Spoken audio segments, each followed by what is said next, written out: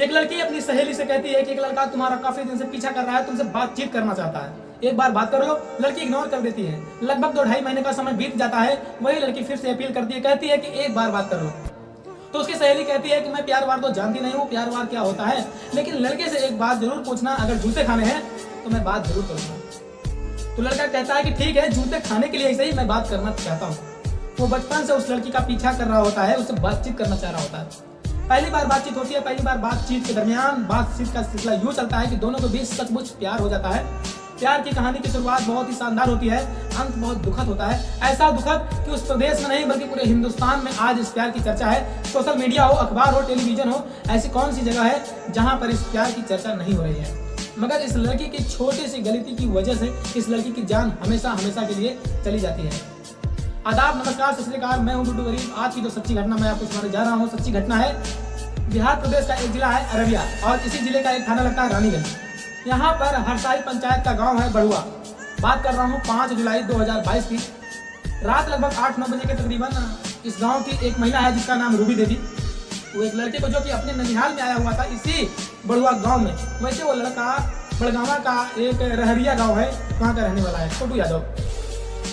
Ruby देवी phone करके कहती है कि अरे छोटू, अगर तुम हमारी ननद से प्यार करते हो, उससे शादी करना चाहते हो, क्या तुम घर आ सकते हो उससे मिलने के लिए। तो छोटू खुश हो जाता है। छोटू की कभी कभार उस रूबी देवी से बातचीत हो जाया करती थी। वो सीधा कुछ घंटे बाद यानी कि 12-1 बज जाते हैं उसको इस घर में पहुंचने में, और वो आ जाता है। और जैसे ही आता है ये रूबी देवी उसको एक कमरे में बंद कर देती है, बाहर से कुंडा लगा देती, कहती है कि तुम यही इंतजार करो और मैं अभी अपने ननद यानी कि आरती यादव को बुला कर लेके आती हूँ। अब वो इंतजार कर रहा है, कमरे में अंदर बैठा हुआ, दूर दूर तक कोई नजर नहीं आ रहा है। बहुत ही शांति छाई हुई है, ऐसी शांति जैसे तूफान की पहले की शांति होती है। जो आरती यादव है उसका एग्जाम चल रहे हैं, और आरती यादव ने अपने एग्जाम में अच्छे नंबर लाने के लिए, अच्छे अंक लाने के लिए रात के 2:30 बजे का अलार्म लगाया हुआ था। रात के 2:30 जैसे बजते हैं, वो 2:30 बजने के बाद वो अलार्म बजता है और ये लड़की जाग जाती है और आंखें मलते हुए अपने कमरे से बाहर निकलती है और सीधा टॉयलेट की तरफ जा रही थी। लेकिन उसने देखा कि जो दूसरा कमरा है उसकी लाइट जली हुई है और विंडो के पीछे कोई लड़का दिखाई दे रहा है। वो लड़का कोई और नहीं था, उसी का प्रेमी, जिस पर वो जान छिड़कती है, जिसको इतना प्यार करती है अपनी जान से भी ज्यादा। ये वही लड़का है जिस लड़के को इसने साफ साफ इनकार कर दिया था कि बात करोगे तो जूते खाओगे। लेकिन बात जूतों के बाद से शुरू होती है और दोनों के बीच में इस कदर प्यार होता है कि एक साथ जीने मरने की कसमें खा चुके थे। ना तो लड़के ने कभी अपने माँ बाप से बात कही थी कि उस लड़की से शादी करना चाहता हूँ, और ना ही लड़की ने कभी ये बात कही कि मैं इस लड़के से शादी करना चाहती हूँ।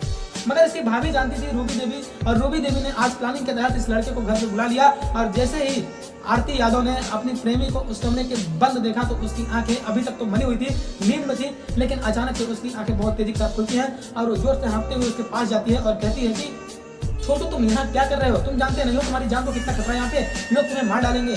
छोटू कहता है नहीं नहीं, तुम समझ नहीं हो, तुम्हारे घर वाले बहुत अच्छे हैं, कुछ भी नहीं। तुम्हारी भाभी का मेरे पास फोन आया था, वो कह रही थी कि वो तुम्हारी और हमारी शादी कराना चाहते हैं और मैंने हाँ कर दी है शादी के लिए। बस इतना कहना था। वो लड़की यहाँ से दौड़ते हुए भागते हुए इस लड़के के ननिसाल जो इसी के गांव में है उसके मामा के पास जाती है।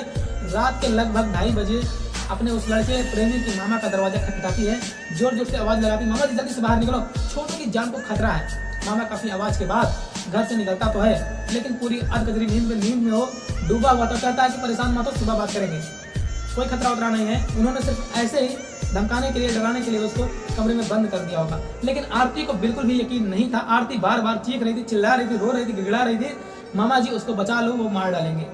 इससे पहले कि वो घर आती, ये लोग, इसमें क्या है, इसमें आरती के पिताजी है धीरेन्द्र यादव, भाभी रूबी देवी, भाई रविकांत यादव, बहनोई पवन यादव मधुबन जानकी नगर पूर्णिया का रहने वाला, जो कि इस कमरे में जाते हैं। उस कमरे में जाने के बाद जो पवन यादव है सबसे पहले एक सवाल करता है कि छोटू, तुम्हारी साली से प्यार करते हो, शादी करना चाहोगे?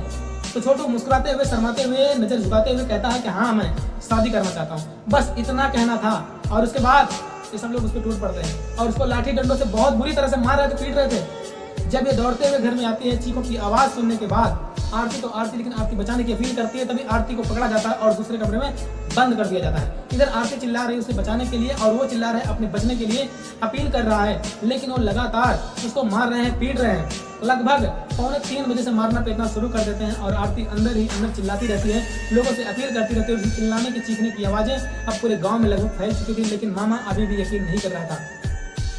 4:30 बज जाते हैं, 5 बज जाते हैं, यहाँ पे भीड़ जमा होती है, उसको पीट रहे थे। तभी इस भीड़ में से कोई व्यक्ति उसको एक मोबाइल देता है, यानी कि आरती के हाथ में मोबाइल दिया जाता है और आरती सबसे पहले फोन करती है इस लड़के के पिताजी यानी कि धीरेन्द्र उमेश यादव को, और उसके बेटे जो दूसरा बेटा है छोटू यादव का दूसरा भाई है उसको फोन करती है और कहती है जल्दी से घर पे आ जाओ, ये लोग उसे मार दोगे, बहुत बुरी तरह से मार रहे हैं, लाठी से मार रहे हैं, डंडे से मार रहे हैं, जो हाथ में आ रहा है उससे मार रहे हैं। और वो चीख रहा है, बचने की अपील कर रहा है। देखो चीखने की आवाजें भी मोबाइल में आ रही होंगी।